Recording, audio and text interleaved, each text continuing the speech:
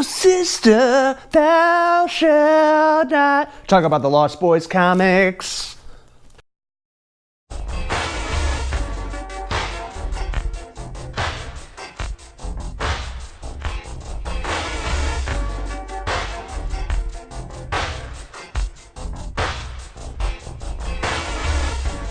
What's going on, friends? Logan Myerz here from Cinephellas.com, and I'm going to do a little something different I have not done on this channel, and let's talk about some comics. My all-time favorite movie, as a lot of you people know, is The Lost Boys, the 1987 horror masterpiece by Joel Schumacher, and recently they put out a comic series through Vertigo Comics titled The Lost Boys. The books came out this year. It's 6 books by Vertigo Comics, and it takes place after the first film, right after, you know, everything goes down with the vampires. They kill the head vampire, Max, and it's the aftermath with the remaining characters and how their lives are affected from the movie. The books are written by Tim Seeley, and the artwork is done by Scott Godlewski. I don't know if you pronounce it that way. And they had a bunch of different artists that did the covers for the books, and they're all very, very excellent and stay true to the original film. Ooh, ah, oh, look at all those vampires and beautiful artwork. And look, it's the saxophone man.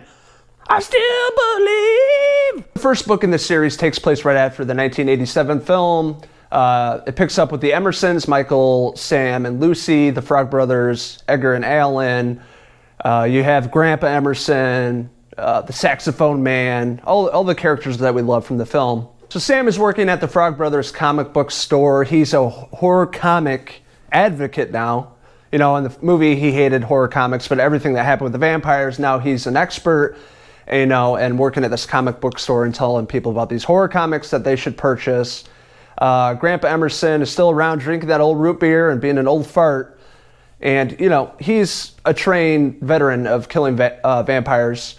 And Grandpa Emerson is part of the Santa Carla Hunters Union, which is a group for fighting against vampires. And they all meet up. It's a whole bunch of old people meeting at a VFW to talk about what's new in the vampire world and if they've killed any vampires. And, you know, after the movie, there's not really much going on. They killed Max, the head vampire, so there's not really much for this group of people to do.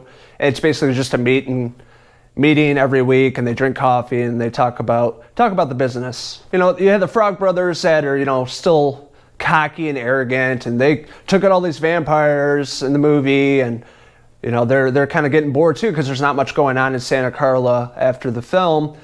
All of them are dead, or so they think. So some weird shit starts happening, and one of the main characters dies. I'm not going to say who, but they pass away, and it really pisses everybody off. The Emersons and the Frog Brothers are like, what the hell happened? Is this vampire activity? What should we do? So through the remaining 5 books in the series, they're trying to track down some vampires, some female vampires that they find out about living in this underground cave. You know, like first movie, they're in the cave, but if you go further down, there's actually like an underground world where these ancient mothers have been living, and they're trying to bring out their daughters, which is part of the book, of these female vampires that are taking care of business and keeping the vampire species alive. And as they uncover this underground world, they find out about this the substance, which is the mother's blood, the ancient one's blood, that's turning people into immortal. They can't die, they never age, to get rid of sickness.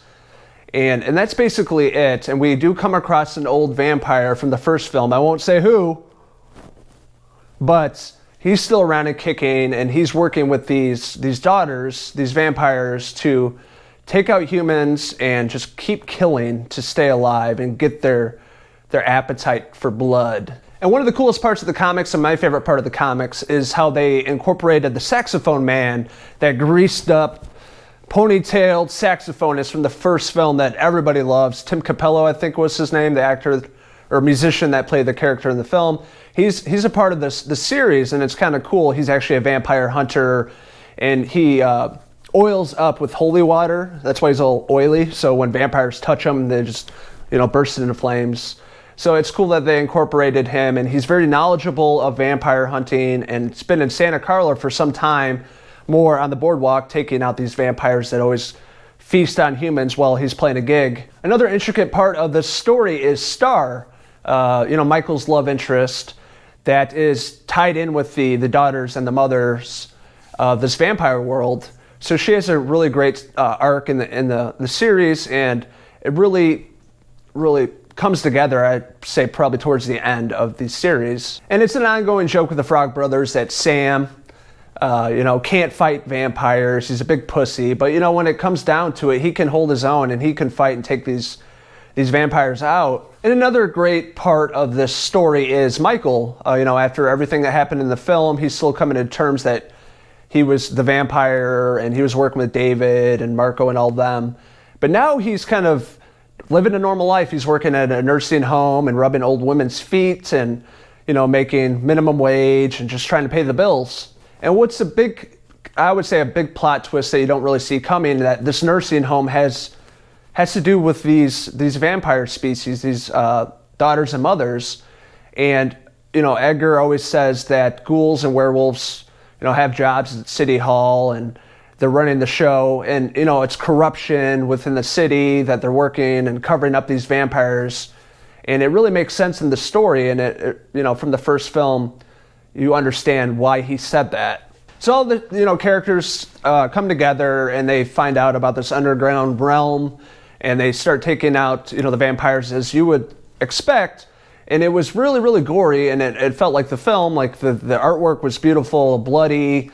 The vampires looked excellent. The characters actually looked like Corey Haim and Jason Patric, Corey Feldman.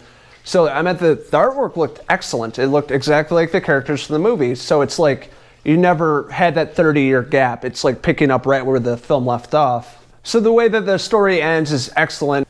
Like I said before, Star has a major, part in this series, and she does an excellent job in the book. And you see her trying to fight off if she wants to stay immortal or be human and be with Michael forever.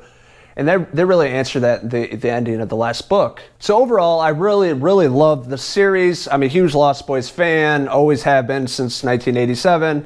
And I was really excited to read this. I knocked it out in one sitting. I read all 6 books. It was a book that drew me in. I couldn't stop reading it. And that's what you want in a comic series.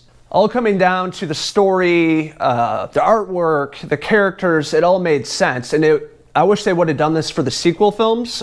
They did The Tribe and the third movie that were fucking god-awful. I think they should have done, going this approach to the story to make sequel films. And this was just a nostalgic ride for me. Just seeing the Emersons and seeing the Frog Brothers back together again, it just made me feel all good inside. And I highly recommend this series. It's by Vertigo Comics. There's 6 books. Definitely go check it out if you're a comic book fan, a horror fan, and you love The Lost Boys as much as I do. Definitely go check it out. You will not be disappointed. I want to thank all of you again for watching our YouTube channel, subscribing, and just following our social media outlets. It's been a fun ride. I really enjoyed these comics. I look forward to reading more and reviewing some more comics in the future. So if you haven't already, go ahead and hit subscribe right here. This is the vampire hunter himself, Logan Myerz, signing out from Cinephellas. Truth, justice, the American way. Ah!